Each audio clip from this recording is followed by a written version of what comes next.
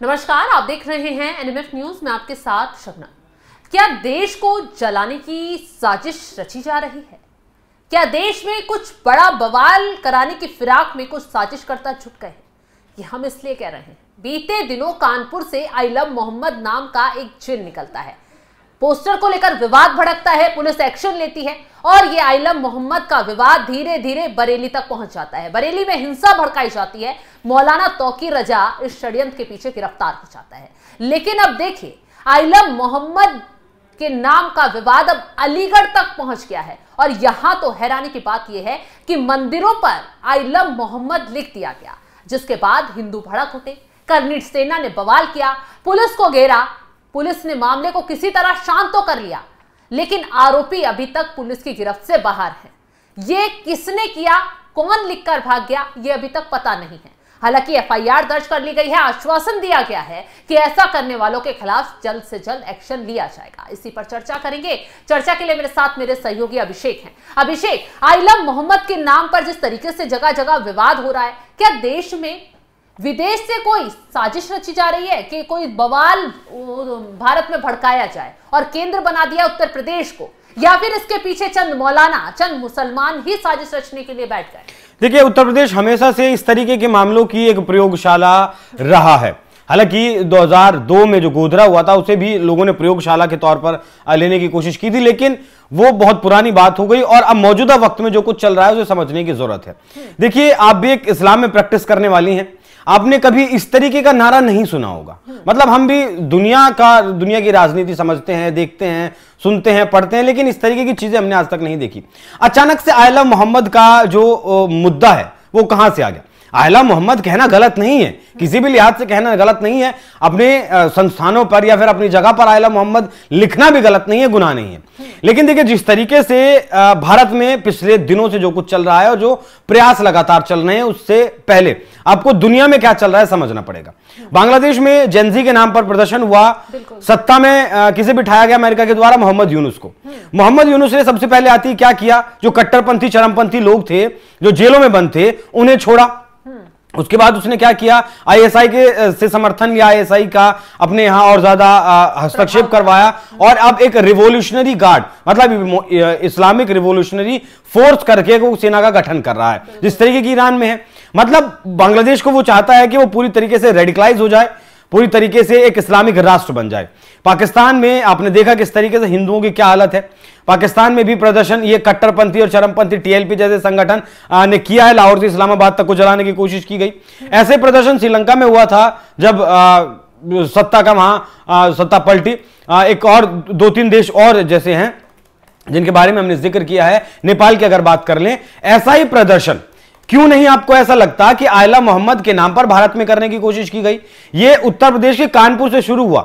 मतलब अचानक एक चौराहे पर आई लव मोहम्मद का पोस्टर लगा दिया गया और फिर उस पर विवाद भड़क गया। मतलब इतना असंवेदनशील तो यह देश नहीं है और कि बिना बात के, बिना किसी मुद्दे के कुछ भी यहां हो जाए। और उसके बाद ये कानपुर से निकलकर मऊ पहुंचा, बरेली पहुंचा और भी कई जगहों पर पहुंचा और भारत के लगभग 10 राज्यों में पहुंचा, महाराष्ट्र में पहुंचा, उत्तराखंड में, देवभूमि तो मतलब एक बहुत शांत राज्य है। इस तरीके की चीजें वहां देखने को नहीं मिलती हैं, लेकिन बावजूद उसके देवभूमि में भी देखने को मिला और वहां पर विवाद हुआ, पत्थरबाजी भी, कई जगह पुलिस वालों तक को मारने पीटने की जो है खबरें आपने और हमने देखी हैं। ये ठीक वैसा ही है जैसा बांग्लादेश में हुआ, जैसा नेपाल में हुआ। पुलिस को और फोर्सेस को जो है मारा गया, पीटा गया और फिर वहां का तख्ता पलट कर दिया गया, सरकारें वहां पर बदल गई।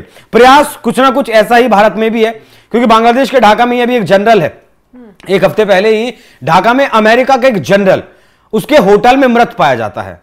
आप अंदाजा लगा सकती हैं कि मीडिया में खबरें नहीं आती हैं। अमेरिका कुछ नहीं करता है, साथ में यूएस की फोर्सेस के जो कई और ऑफिसर्स थे जो अलग अलग होटलों में ठहरे हुए थे, वो भी मृत पाए जाते हैं। अचानक कैसे? और अमेरिका इस बात को मुद्दा नहीं बनाता है, तो क्यों नहीं कहा जाए कि भारत को टारगेट करने की कोशिश की जा रही है? लगातार मोदी को टारगेट करने की कोशिश की जा रही है और मोदी की सत्ता को बदलने के लिए। ट्रंप का बयान याद करिए, अभी 2 हफ्ते से ज्यादा नहीं गुजरे होंगे, ट्रंप ने जब कहा था कि मैं नहीं चाहता कि मैं मोदी का पॉलिटिकल जो कैरियर है उसे तबाह करूं। ये शब्द किसके हैं? ये ट्रंप के हैं। और ऐसे राष्ट्राध्यक्ष को शायद इस तरीके के शब्द शोभा नहीं देते, और उनके मुंह से जब ट्रंप के ये शब्द निकले तो समझ जाना चाहिए कि भारत के खिलाफ कोई ना कोई साजिश तो गहरी चल रही है। देखिए, आई लव मोहम्मद, मतलब इससे पहले आपका किसान आंदोलन भी इस देश में हुआ, एनआरसी के नाम पर भी आंदोलन यहां हुआ।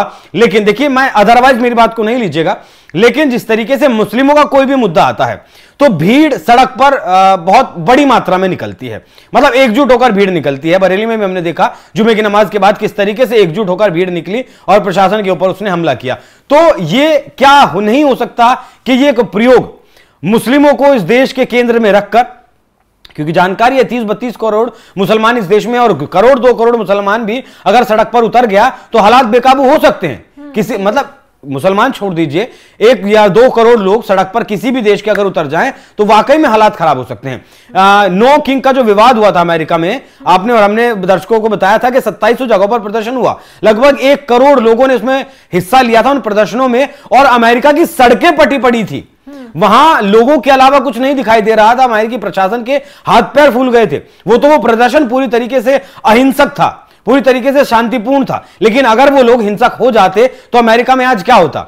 इन्हीं लोगों ने जो कट्टरपंथी फ्रांस को किस तरीके से हर साल त्योहार के मौकों पर जलाते हैं, और जो यूरोप के तमाम देश हैं किस तरीके से वहां उन्हें जलाया जाता है। तो क्यों ऐसा नहीं कहा जा सकता कि मुसलमानों को इस देश के सेंटर में रखकर और इस देश के तख्ता पलट करवाने की कोशिश क्या अमेरिका करवा रहा है, बांग्लादेश के रास्ते, पाकिस्तान के रास्ते? क्या ऐसा नहीं हो सकता? क्योंकि नेपाल के अभी शायद वो पूर्व कोई राजनयिक थे नेपाल के, अभी भारत में दिल्ली में एक समिट में वो आए हुए थे। उन्होंने कहा कि भारत और नेपाल का जो दोस्ताना बॉर्डर है, मतलब आप कभी भी आ सकते हैं, कभी भी जा सकते हैं बिना पासपोर्ट के, ये जो संबंध है उसका इस्तेमाल पाकिस्तान और बांग्लादेश उठा सकते हैं। भारत को इस पर ध्यान रखना होगा। आतंकियों को भारत में भेज सकते हैं। पहलगाम जैसा हमला इस देश में हुआ ही है, हिंदुओं को टारगेट करके। पहले हिंदुओं को टारगेट करके यहां आपका पहलगाम में हमला होता है, उसके बाद आई लव मोहम्मद जैसे विवाद आते हैं। तो कहीं ना कहीं डॉट्स अगर आप कनेक्ट करेंगी, हमारे चारों तरफ जो देश हैं, पड़ोसी देश हैं, वहां क्या चल रहा है